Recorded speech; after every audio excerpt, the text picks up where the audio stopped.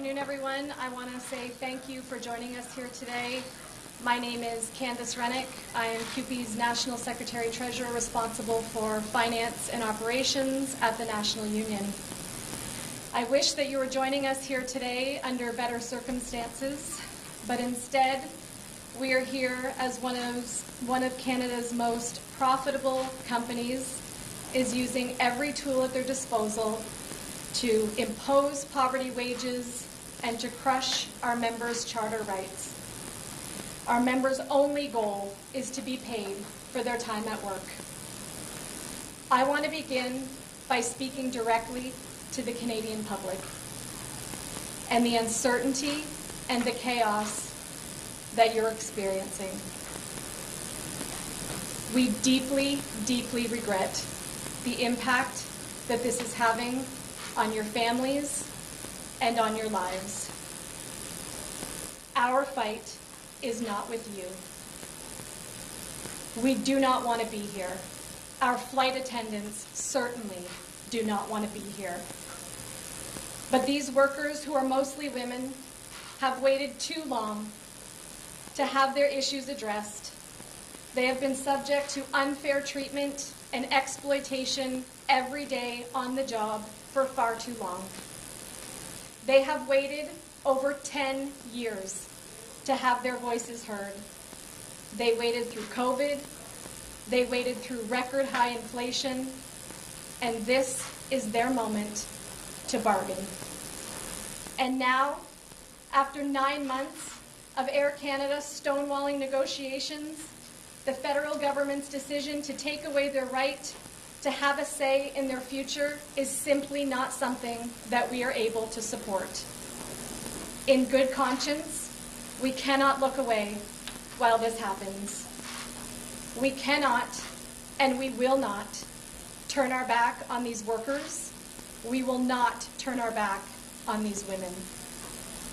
The pathway to a resolution here is through a negotiated settlement at the bargaining table. That is where our focus will be. That is where our focus will remain until these workers achieve a fair collective agreement. I'm now going to turn it over to our National President, Mark Hancock.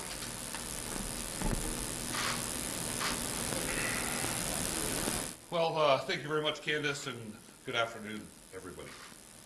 My name is Mark Hancock, and I'm the National President of CUPE, the Canadian Union of Public Employees.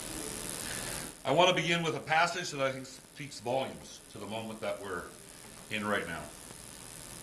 The right to strike is not merely derivative of collective bargaining. It is an indispensable component of that right.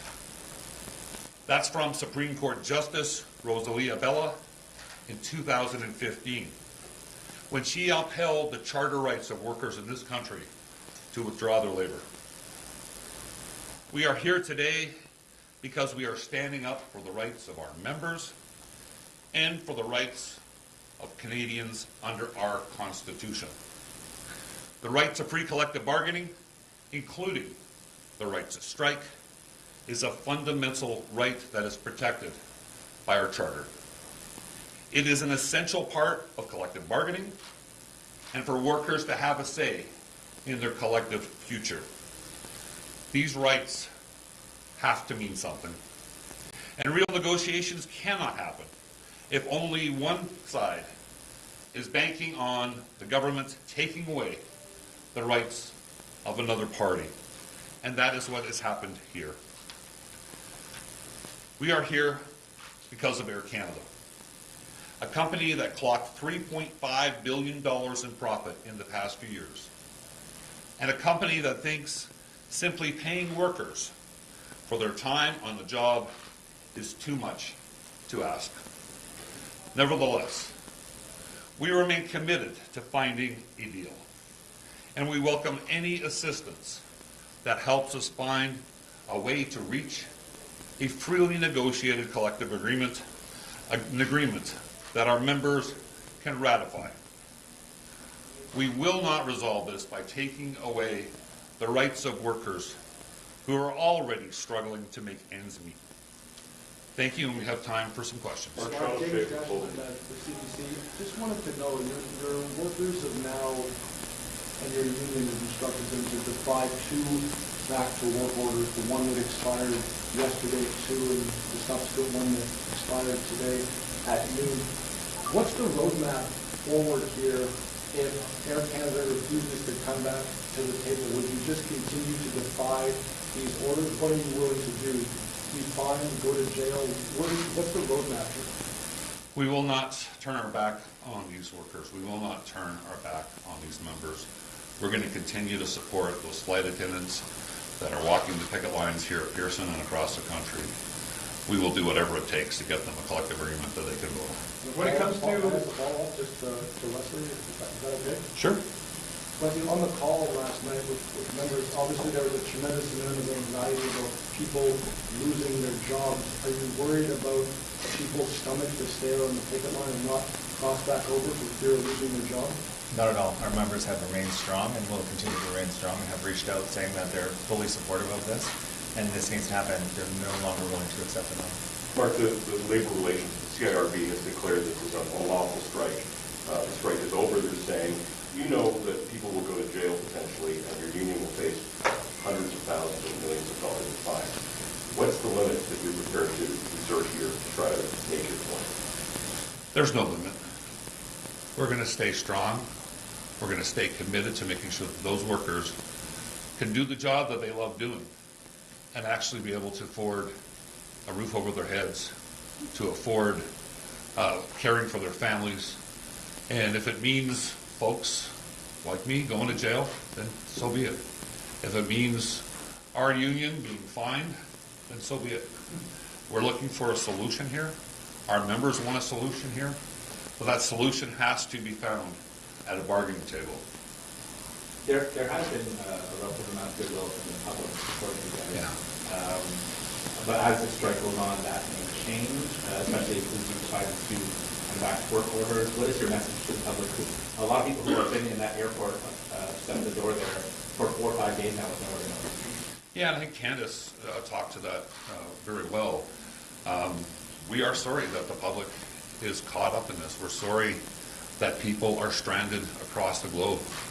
That was not something that we wanted to be an impact. I was telling some folks yesterday, I'm staying here at this hotel and went outside my room to come down, and there was a family sitting on one of those round couches they have in the hallways. They had their suitcases, and they looked distressed. And as a human being, as somebody that cares about folks, that had an impact on me. And we're hearing the stories, and we get the frustration that folks are having. There's life-changing events happening across the globe. There's people that have lost family members. There's medical appointments. There's vacation, and people need to be able to enjoy some time in the summer with their families. And we are, as Candace said, and as we've all said, we are sorry that they are being caught up in this. When it comes to the negotiations, when was the last time you were in contact? Have you reached out to Air Canada to say, hey, while this is all going on, can you just get back to the table? I'm not sure when the last contact was made, but we have made it very clear that we're all still here at this hotel, and while we enjoy room service, we're not here for a holiday. We're not here for a vacation. We're here to do the work. We're here to negotiate a collective agreement. The employer is not here. We want to get a deal, but it takes two sides to commit to meeting and to working through some of the challenges that are facing us. The general public may be confused by this. I mean, it does sound like you're sort of waiting for a call. Is that what you're waiting for? Not necessarily waiting for a call, waiting for something for the employer to show up and say they're ready to bargain. Would it be worth calling and say, hey, let's I believe there has been some. We have reached out to the employer. I think Wesley did that today or last night. So And what was the response? I don't know. Wesley, do you want to talk to that? There's been no response from the employer. No response. When was the last time that negotiations were actually happening at the table? That would have been Friday night. For the sake of the broader labor movement, and you kind of alluded to it answering Sean's question, there's no turning back this for you guys. Is that how you see it? Like this is something that you need to see to the end, either a solution through the resolution at the bargaining table or just an unending defiance of the law? One or the other. None of us want to be in defiance of any law. That's not our... But you are. Right? I'm trying to answer the question. None of us want to be in defiance of the law. But as we've said repeatedly, we're going to stay committed to those workers that are walking the line. You know, the employer has, or the government has said that we should go to binding arbitration. And binding arbitration is sometimes a solution that some unions will work. We're already in the courts on 107.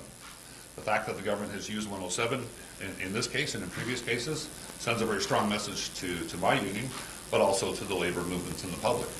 And we will get through the courts. I'm very optimistic that we will be successful in the courts. But as I said yesterday, and I've said a number of times, we're looking at 10 years probably before this works its way through the courts. And our members do not have 10 years to wait to have their rights restored. Did you prepare any consequences, or what are the consequences of continuing strike? Sorry? What are the consequences of the continuing strike? Just like government forced back to work and strike continuing. What are the consequences? We'll find out. I mean, there's a variety of options, I guess, that could happen. But again, our resolve is with those women and those men that are walking the picket line that need to be fairly compensated for their time. Mark, what kind of support are you getting from other unions in Canada right now? Because this is a defining moment for trade union movement in England. Yeah, it's a bit of deja vu from a few years ago when we were fighting the Conservative government here in Ontario with our education workers. We're seeing support from the Congress. There was a CLC meeting last night of the Canadian Council where support was unanimous from unions, public sector unions, private sector unions, Canadian unions, international unions.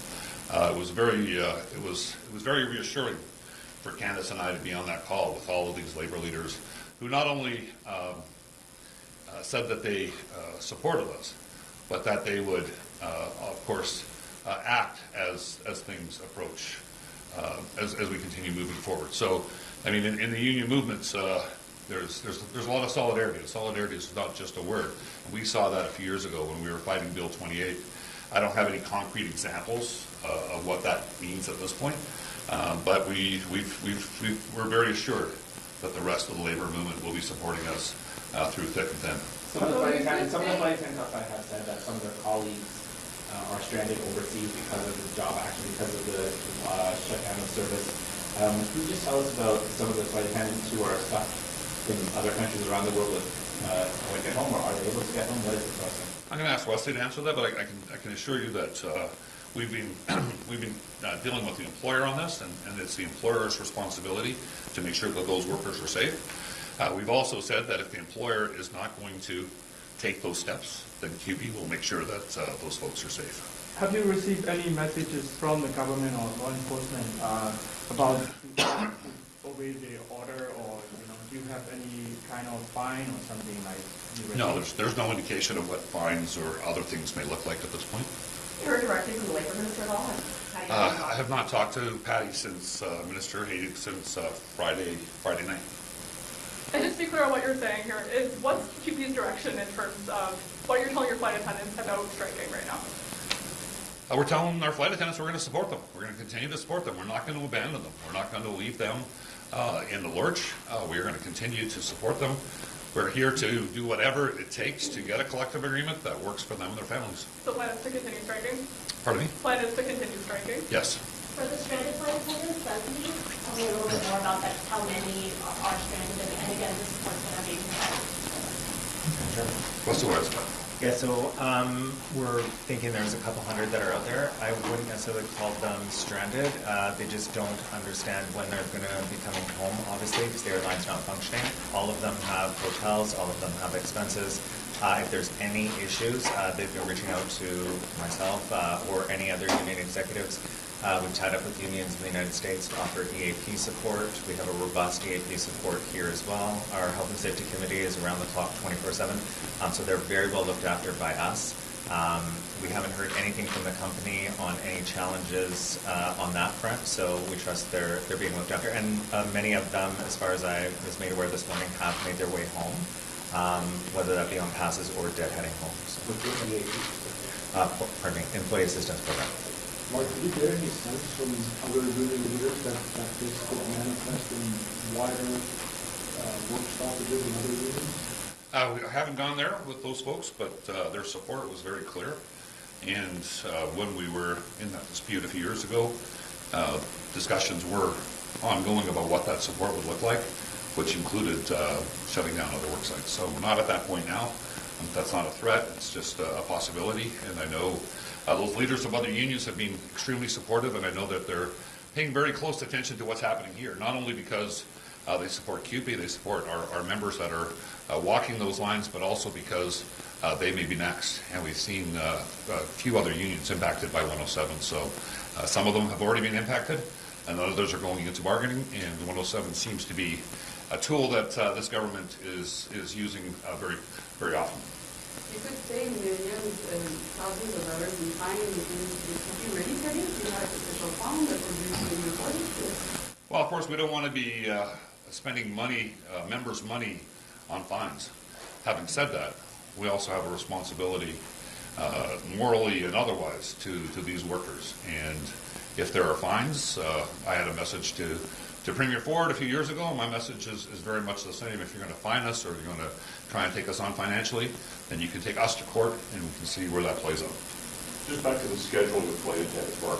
Have flight attendants been scheduled to come back to work? In other words, the onus on them not to respond according to the scheduling system. I'm just wondering about the mechanics of that right now. You know, the airline said they were going to get back to business today. So were they getting message, or were, can we eliminate a little bit how they're being directly contacted? I can't answer the contact piece, but I can tell you that if Air Canada thinks that planes will be flying this afternoon, they're sorely mistaken. That won't be happening today. Leslie, do you want to talk to the scheduling or no? Morale of some of your members on the QT lines. Are they feeling more emboldened today than they were, on day one of this? Or are they starting to, lose faith that this is actually going to go their way? The longer this goes, the more direction there is from the Fed to move forward. I haven't actually been out on the line today. I'm going to go there a little bit later on this afternoon. But I can tell you that all of these members, these workers, nobody wants to be walking the line. There is some fear that something may happen to them as individuals. We've been reassuring them from the national union as well as the locals that we will have their backs. We will support them, each and every one of them, and that they have the full support of our 750,000 members across this country and the full weight of the national union as well as our locals in the component. Mark, you've been at the front end of a lot of strikes from labor action. Have you ever had 99% plus on vote-in, buy-in? Not that I know. I mean, we have our locals range in size, right? From what does it mean at 99 plus? Oh, it's amazing. It's absolutely about a strong. Obviously, 100% is the only stronger number that you can have, but to have 99% plus support for a strike vote, and also the percentage of folks that actually participated in that. I've seen strike votes over the years where they're very high, but the percentage of members that have voted might be 60 or 70%. Here, very much like the education workers, that was a very high strike vote, and it was a very high number of members that participated in that. There's a lot of similarities. This strike vote is higher than that one, so I think that should send a strong message to the employer and to the government. What's the decisions you had with the Canadian Industrial Relations Board? There was a hearing last night, so that was the latest, and there was an order delivered this morning. So you won't answer if you have something new to answer to have a written statement to understand this won't happen today? What kind of statement? Sorry. It is that the information says you have something new to make like a written statement. Oh, okay. Well, that's part of the reason we're having this press conference, is letting folks know that while we're very sympathetic and we don't want Canadians caught on this, but we will not be returning to the skies this afternoon. On that note, I know the public opinion is so delicate on this. It is. Air Canada flies the vast majority of the flights domestically, internationally out of this country. How closely are you monitoring public opinion that could quickly shift against you if this drags on days? Yeah. No, I mean, obviously, we're paying attention to what's happening. in the world, including how folks are feeling. We don't let polls dictate the actions of a union in any way, shape, or form, but we are paying attention, and as Candace noted, regardless of the polling, we are very, we're very sorry for the impact on Canadian people, and that's unfortunate that they're caught up in this. And it's not going to change our resoluteness. It's not going to change what we're doing as a union, but we do pay attention to it. Is it possible your view is going to change at all today? In other words, Solidarity Bargaining Committee and the whole executive, are you all in on this, or did that change today? Hell yeah, we're all in on this. Like I said a number of times, we're here for those workers, and I think you've heard I fly a lot. I'm the national president, and Candace and others fly a lot. We get to spend a lot of time in the air and on the ground with these folks, and we're there for sometimes delayed an hour or two or three, and that's inconvenient for me and the public. But for those workers, for those flight attendants, they're working those 3 hours, those 4 hours, and not getting paid a dime, and that's just unforgivable. And that's what this is about. We want to make sure that those women and men get the pay that they deserve and that they're entitled to. Last question. Okay. Will you go back to members at all in the next 48 hours to see where the guys are at? We're talking to our members all the time, and there was a meeting last night from the components, and there was thousands of folks on there. And they're still very strong in their support for the union and the action. Absolutely. Well, we're in contact with our members all the time. Thank you. Thank you, everybody. Is that mine? No, Oh, looks like mine. That'd be a bad thing if I took your phone, eh? Do you know what time it goes out? Pardon me? Do you know what time you're going to go over? No, probably in an hour or so. As soon as we can. We got to meet. I'm not sure, maybe an hour or two. Thank you.